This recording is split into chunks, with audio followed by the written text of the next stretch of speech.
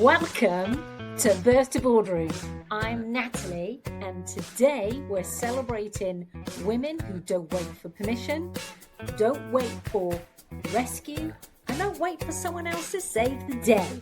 Because this show is all about women who step into their power and lead with purpose.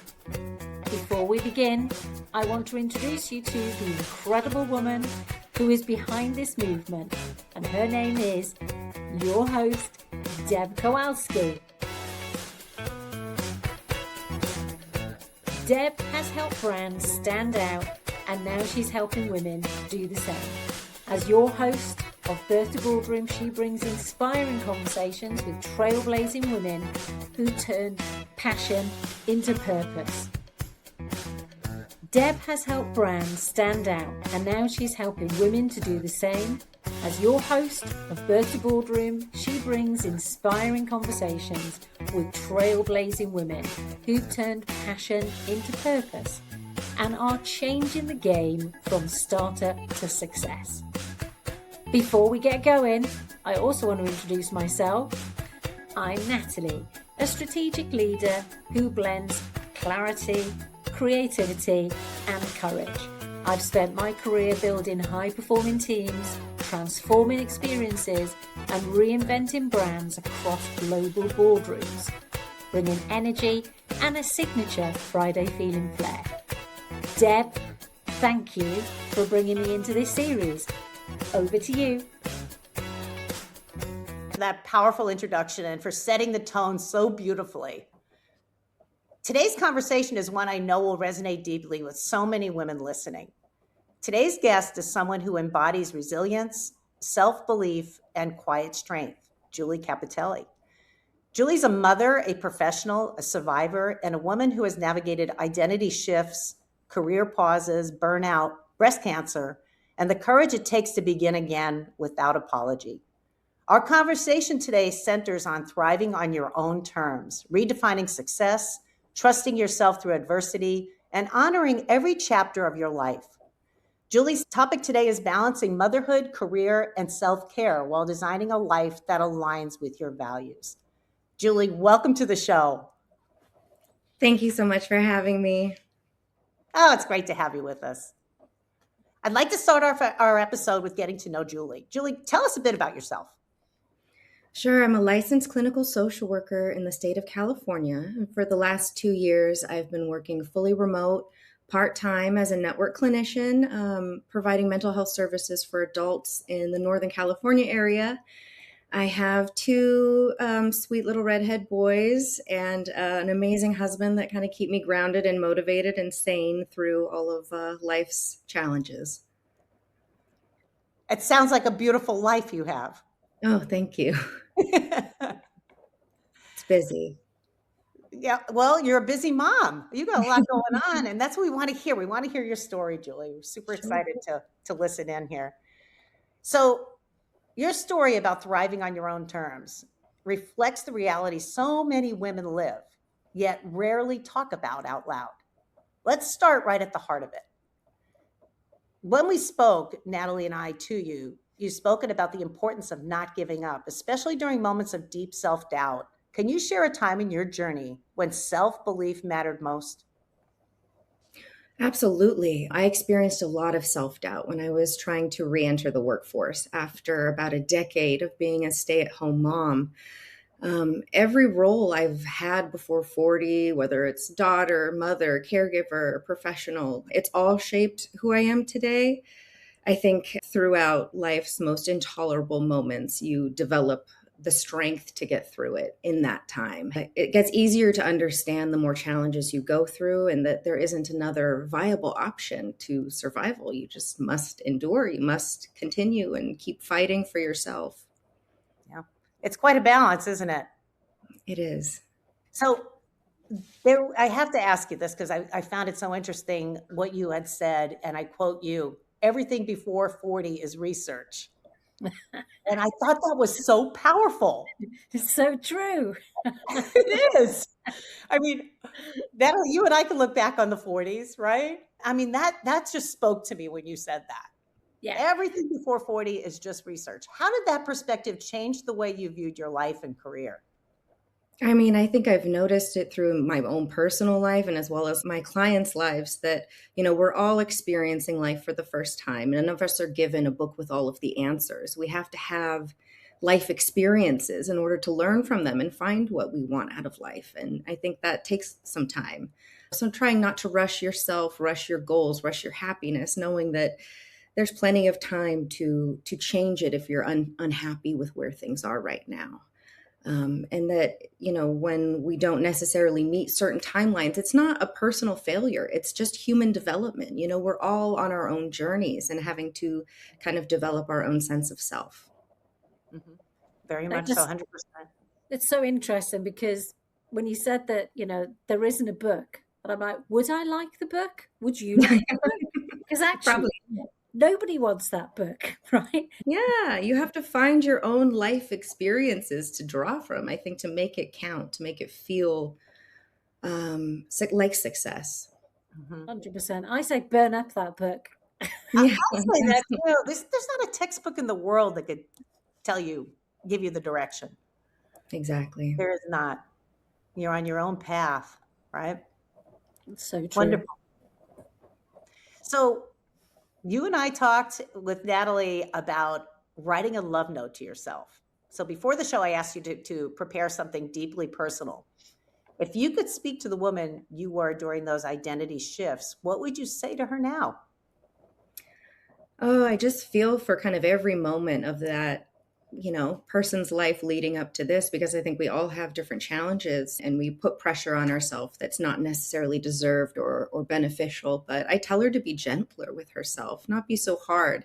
Show that compassion that you bring to other people, also to yourself, that you don't have to have it all figured out. And it's just finding the courage to keep going, keep trying, keep experimenting, keep living. Mm-hmm. Yeah. Keep living, keep moving on.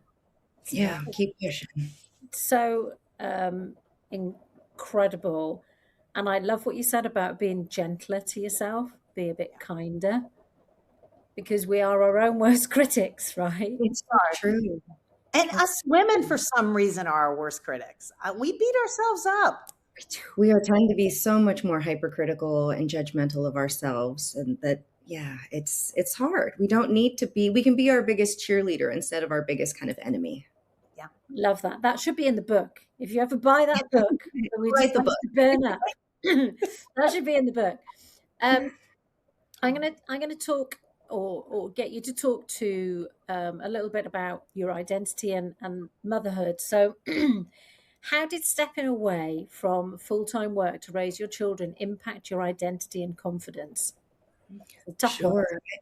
Absolutely. I mean, being super career driven and then putting a hold on that and going straight into motherhood full blown, I really noticed the difference in the way society and even people in my life treated me, especially even professionals. I would be not included in certain discussions or just kind of passed over. It felt like very different in how I was perceived as a professional. So it took a lot. I felt judged. I felt disconnected from my own personal and professional identity. I loved raising my kids and having that time, but it brings new challenges and new moments of exhaustion that you're not necessarily prepared for. So I think it did take a lot of self-compassion and kind of personal growth and understanding for me to be able to rebuild myself up to feel like worthy of being a professional again and being able to do it all. Do you think this isn't in the script, Deb? I'm going off script. That's okay. That's all Did right. did you feel that that judgment was real, or was some of that your own perceived judgment? I'm not saying that you made it up, by the way, but in Absolutely. terms of how much you put on yourself. I wasn't aware necessarily of how those societal kind of judgments would play out in my real life. I don't think I was as educated enough at the time to realize like what I was in for. Yeah. I think it was something I kind of like learned and developed as I grew. I did have my own personal kind of biases about it and lack of kind of confidence in myself of being able to do everything all the time for everybody. Yeah. Yeah, but Yeah. So I was saying doing everything for everyone all at the same time. At the same time, except for you, right? I feel like we always end up at the bottom of that totem pole, and Right. it's making sure there's always room for her. There's always a voice for her. There's always space for her to live her life as well. Yeah, No, exactly. and it's interesting because you don't realize that until later on. Until you've actually experienced all that, you've experienced motherhood, you've experienced juggling a career and balancing a family life. You don't realize any of that until you look back on it and you say, wow, how was I look back on it now and I'm in my 60s and I think, how did I do it? How did I How did balance? yeah, You Yeah, know, it's mind absolutely. blowing. That's what makes, I feel, us women so powerful, that we can multitask like that. The downside, like you said, though, is your priorities with yourself. If I were to go back and revisit those days, my early motherhood days and my career days, I would so think about prioritizing my being because I didn't do that back then. And it's not good. That's not a good thing. It's not a good thing for your family. It's not a good thing for your career. It's not a good thing at all to It's not not. prioritize. We're not taught how to manage all of those emotions, all of those other individuals along with just ourselves. I think it absolutely has to come with trial and error and real life experience and real kind of testing your own personal boundaries and limitations to understand what works for you. Yeah, very so much so. I'm gonna say about that book, and then I will get to the next question. But Mm. imagine, so if it's not in the book, then it needs to be a curriculum item, right? Mm, Early when you're at school or something, and because if we're not learning it from our parents, that's um, true. then where is it? That magical book? Come It's on. got to be somewhere. It's got to be documented. I'll start writing Yeah, it. exactly. Bring I it think you on. This could be it. This could be your new journey, Julie. Not to add anything more to your plate that you already have. Sure. Throw it in there. so Yeah. so when you were returning to work after that time away, and it must have felt so overwhelming.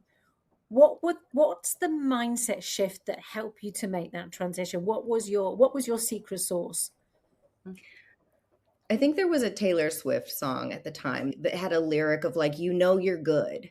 And it brought me back to those moments in my earlier career where I didn't think I could get licensing. I didn't think I could finish all my hours. I didn't think I could find a husband. I didn't think I could have kids. All of these kind of limitations I put on myself. It gave me that freedom to just choose me and choose what I need to do in order to make my life feel fulfilling, to feel successful, to feel, validated in my Yeah, choices. yeah. I mean, there's nothing like a Taylor Swift song to sort out the world, really. Yeah. You know, Sometimes it's all you need, just that little push, a little direction, a little encouragement that it's like, you've done this before. You've been in these hard places before and you made it through. So like let's look into that person's strengths and let's draw from her past self and her past strengths for today's challenges. Yeah. and then just one more thing.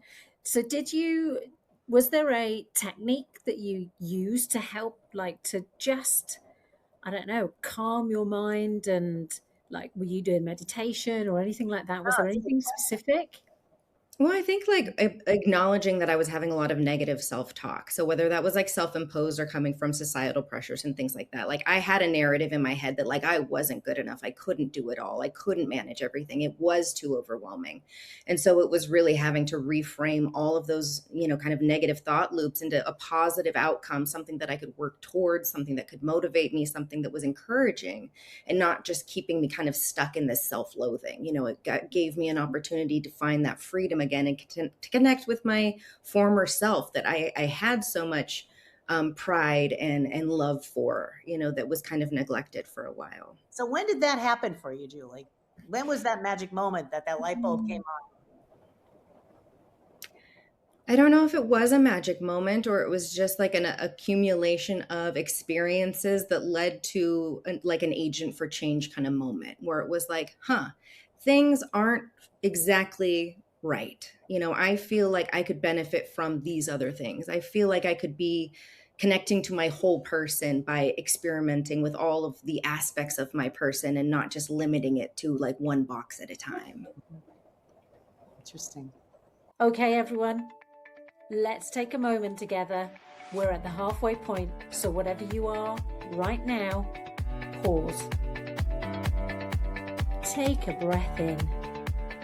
And remember, you have the power to create change, to influence the world around you, and to lead with humility, empathy, and intention. This is your reminder to straighten that crown, girlfriend, because you've absolutely got this. Feeling a little more grounded, a little more lifted? Good, because we've only just got started. Back to you, Dan. Thank you, Natalie, so much for that intentional pause and refresh. Truly grounding and uplifting. Julie, let's talk about resilience through illness. Your experience with breast cancer was life-altering. How did it change your priorities and perspective? I mean, I think anytime someone gets like the big C, it puts a pause in everything, right? Like it really gives you that opportunity to reassess and reevaluate life and to really feel what matters to you and kind of assess that. It put a perspective on how much I wanted to be there for my kids, how much time I wanted to spend at home, how much time I wanted to invest in me and really reclaim years of my life for myself and not for, different goals that weren't necessarily important to me. I think it really focused my drive and maybe had been the catalyst to kind of like push me toward really fulfilling all of my dreams and keeping them kind of at the forefront instead of letting some fall behind. Talk about building strength. Yeah. I remember when you went through that journey. It was absolutely, crazy. Absolutely incredible. And your positivity absolutely oozes out from the screen. So I'm hoping if people are watching the podcast and not just listening, that they can imagine like your beautiful smiling face. You're so So I'm going to touch on something to do with redefining success. So many women feel pressure to have it all. How do you define success? Success is such a personal journey for me, especially. I mean, I think for me, success has to do with my well-being, my mental health, my friends, my family, my support system. It takes time to define one's view of personal success. I think it's part of the journey. It's part of the process. And I think it can change as we evolve and grow over time. That it's okay to take your time with success and reclaiming it and defining it individually for yourself. Actually, How are you really feeling? This is not scripted. I'm sorry, Natalie. Not scripted, but I've got to ask the questions. How are you feeling now, right now in this stage of your life with regard to successes and how you've navigated your career journey, your family? I mean, how are you feeling about yourself right now? I'm grateful, obviously. I mean, the times that are the lowest in your life, that you never want to go back to, you never want to visit. I think you keep those in the back of your mind to keep you moving forward, to keep you positive, to keep you focused on the good and the light and the positivity in the world. But yeah, I mean, I had to really develop that self-compassion and understanding that I'm also just a human. I'm going to have my own challenges. I'm going to deal with them in my own way. And I'm the only one that has to kind of be responsible for that. And so taking pride in that, taking pride in my own healing, my own strengthening, my own journey, and in my own recovery, and being able to put myself out there in the world with the version that I feel most proud of. Fantastic. Absolutely gorgeous. And if you could leave our listeners with one message as they reclaim their confidence and identity, what would it be? Loaded question. Yes. We don't make it easy for you, Julie. I mean, I'll say along the lines of self-compassion. So many women put so much pressure, so much undue negativity, so many, additional pressures that are just not helpful, not necessary. I think I just love seeing women lift each other up. There's so many amazing historical women to pull strength from, to pull wisdom from. And I think there's also an opportunity for us to provide leadership and moments for women following us to be able to kind of come with us in our journey and come together as a community to support each other and to acknowledge that, like, we are our greatest strengths. And if we can kind of work together and acknowledge that, I mean, I think of how amazing the world will be. I love that. I love that. And I'm just going to touch on music. We've already Yeah. spoke about Taylor Swift, but let's swing around a little bit to Billie Eilish. So Yes. you shared with us that your favorite song choice that resonates with you and your journey specifically was what was I made for by Billie Eilish, which is just a stunning song. I get goose pimples. So you also said that the lyrics and the tone of the song are powerful in describing the complexities of womanhood. Womanhood. Do you want to tell us about that? Absolutely. I was definitely moved by the Barbie movement, the Barbie movie and the soundtrack and everything that came out. And I thought it was such a beautiful collective moment for women to come together and celebrate things that make us women, that make us special and different. And I thought that that song especially was so encompassing of all the different facets that women bring to the world and all the different roles that we play, all the beauty that we bring. And I thought that it was just a really great reflection of the moment from girlhood to womanhood and all of the moments in between. Just so gorgeous. As I said, that song gives me goose pimples. How many times have you seen the film, by the way? I think I've seen it Oh, 4 times. a dozen, maybe. I It's one of those ones you can just put on for the good feels, for the good vibes, you know? I think it Message, really, yeah. we haven't had something strictly for women like that in a really long time, and I appreciated it, and I thought it was a really great celebration. Well, a beautiful choice if we were able to play it.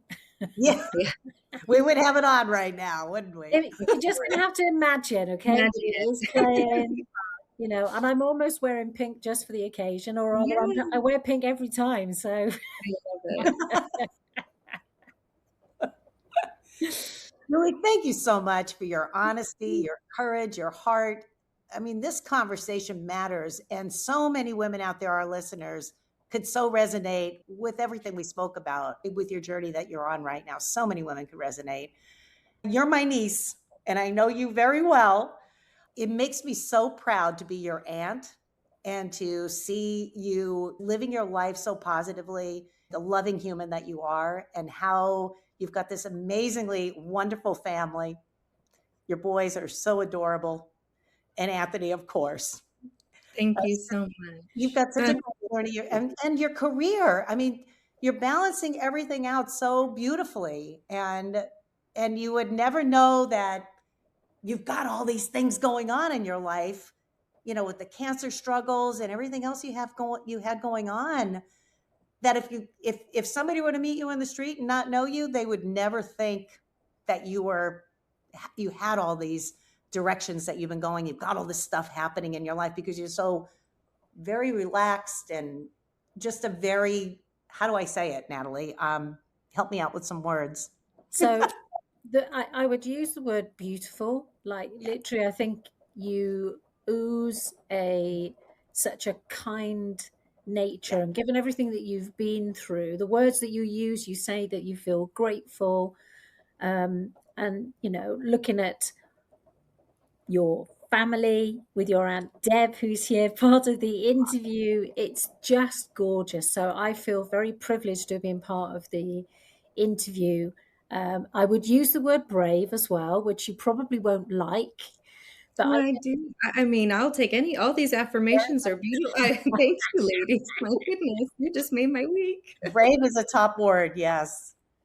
100%, Thank you. 100%. Yeah. I appreciate So we'll put all of that in that book, yeah? And it'll be Yes. Yeah, I'll let you know. We'll co-author. We'll work on it together. And Natalie, thank you again for guiding us and being my co-host. It's wonderful to be able to have you on, the two of us on with our guests. So thank you again. I appreciate it. I know you got an going honor, on. you know. Thank you for having me. This has been such a great, again, like another professional kind of development moment for me to kind of continue my journey into growing myself. So I really do appreciate the time to get to spend with you ladies. And I think what you're doing is so amazing, and I'm so excited to see more episodes coming up. Yeah, it's going to be fantastic.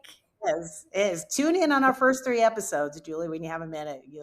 Yes. Yeah, I've gotten through the first 2. I still got 3. I'm going to work on them all this week. I'm excited. Fantastic. That sounds great. And thanks again, Julie, for coming on with us. Really appreciate it. An incredible conversation, a powerful reminder of what happens when women step into their voice, their influence, and their full potential. Every woman listening today carries that same strength within her. To our listeners, thank you for joining us for another episode of Birth to Boardroom. Keep rising, keep leading, and keep showing the world what's possible when women back themselves. And before you go, share this episode and invite others into our global community of empowered women. Don't forget to visit www.birthtoboardroom.com and join the movement.